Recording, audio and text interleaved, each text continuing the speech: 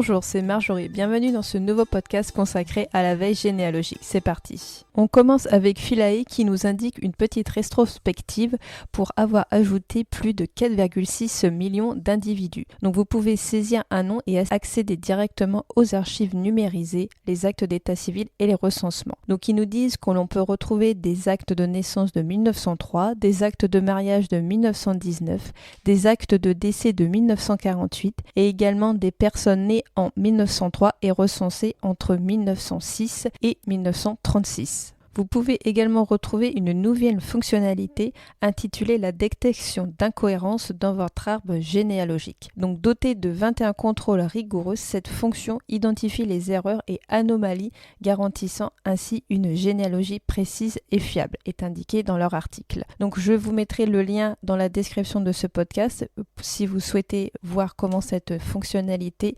fonctionne. On continue avec Généanet qui nous indique que les recensements du département du Jura sont en ligne. Ces recensements concernent la période de la fin du XVIIIe siècle à 1906. Cela concerne plus de 600 000 individus. Également des mises en ligne de la semaine avec 175 nouveaux relevés collaboratifs à travers le monde, les recensements pour le département de la Charente, une collection Ancestry, et également le registre d'écrou pour le département de la Haute-Vienne qui est disponible à l'indexation collaborative. Vous trouvez également les fichiers cimetières qui sont mis à jour pour différents départements et différents pays. Généanet nous fait part dans son nouvel article de comment débloquer sa généalogie grâce aux alertes de Généanet.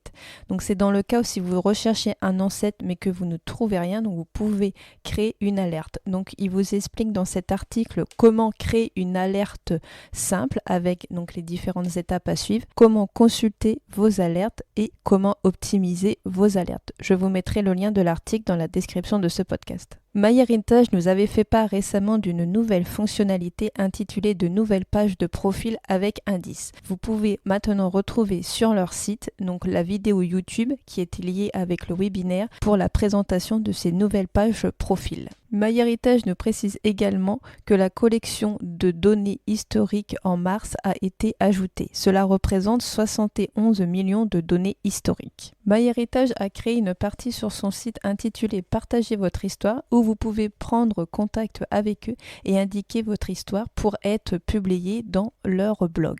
GeneaFinder a actualisé son anti-sèche concernant le département du Tarn-et-Garonne. Vous pouvez retrouver donc tous des liens et des conseils pour vos recherches généalogiques avec des liens vers les archives départementales du Tarn-et-Garonne, tout ce qui va concerner les archives numérisées, les actes en ligne, les actes insolites, les migrations dans le Tarn-et-Garonne, également les vidéos et les images du Tarn-et-Garonne, tous les sites, et également tout ce qui va concerner des liens sur l'histoire du Tarn-et-Garonne et bien sûr les sites de généalogie avec les cercles et associations et les blogs de généalogie. GeneaFinder nous fait part également du Bonne Idée Généalogie où vous pouvez retrouver des photographies ou portraits de soldats suivant différentes périodes en Belgique et en France, donc sur le site que je vous mettrai dans la description de ce podcast. La revue française de généalogie nous informe dans un article que les archives de l'Indre sont multi-indexées. Ce que nous entendons par là, c'est que l'indexation collaborative de tous les registres matricules avait été annoncée sur les archives départementales de l'Indre.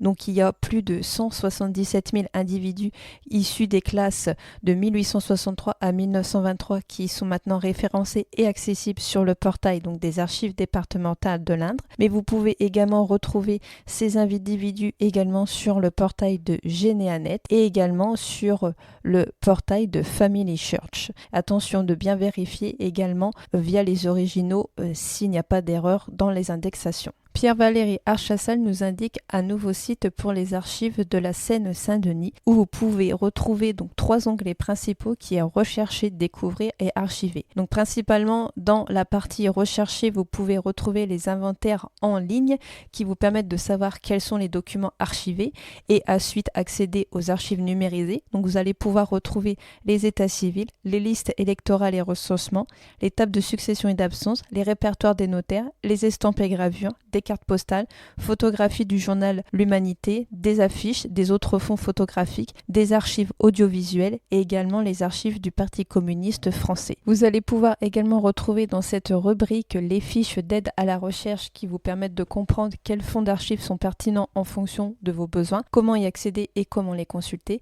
Pour la rubrique Découvrir, c'est un onglet qui est dédié à l'offre culturelle et pédagogique et également aux actualités. Et l'onglet Archiver, donc c'est plutôt des guides pour les particuliers et les professionnels qui veulent confier leurs archives au département. Les archives départementales de la Seine-Maritime nous fait part d'un nouveau formulaire de recherche des hypothèques qui est maintenant en ligne, donc qui vous permet d'accéder au registre indicateur étape alphabétique jusqu'en 1955 pour les bureaux de Dieppe, Le Havre, Yvetot, Rouen et Neufchâtel-en-Bray.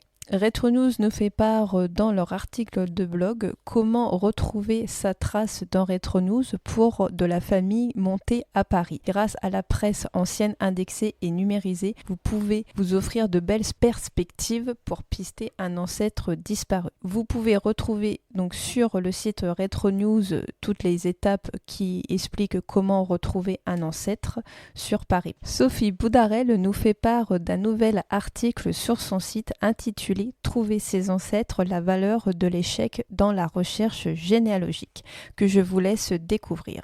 Au sein de la revue française de généalogie, vous pouvez retrouver un article consacré aux archivistes, car cette année, l'Association des archivistes français fête ses 120 ans. France Archives nous indique que les archives de Dieppe rejoignent le site France Archives. France Archives nous indique également qu'il y a la mise en ligne des registres d'inhumation numérisés par les archives de Nantes. Donc vous pouvez les retrouver sur la base de données des archives de Nantes, qui correspond à 13 cimetières depuis 1867, et les registres d'inscription funéraire de 4 cimetières de 1841 à 1886. Vous pouvez également retrouver sur le site des archives de la Meurthe et Moselle qui mettent en ligne l'inventaire du trésor des chartes de Lorraine. Les archives de Thionville lancent également leur site web pour faciliter l'accès aux documents d'archives et les rendre plus accessibles auprès d'un large public.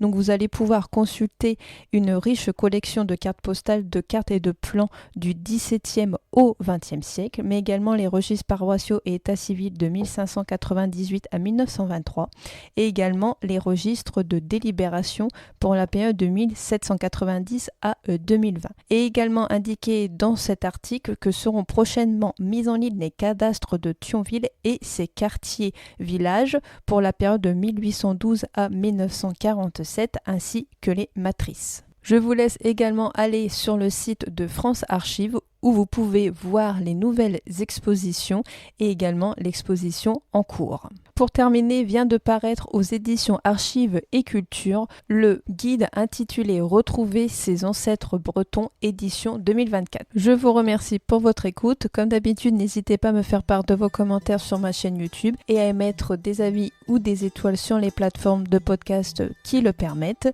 Et je vous dis à très vite pour un nouveau podcast généalogique.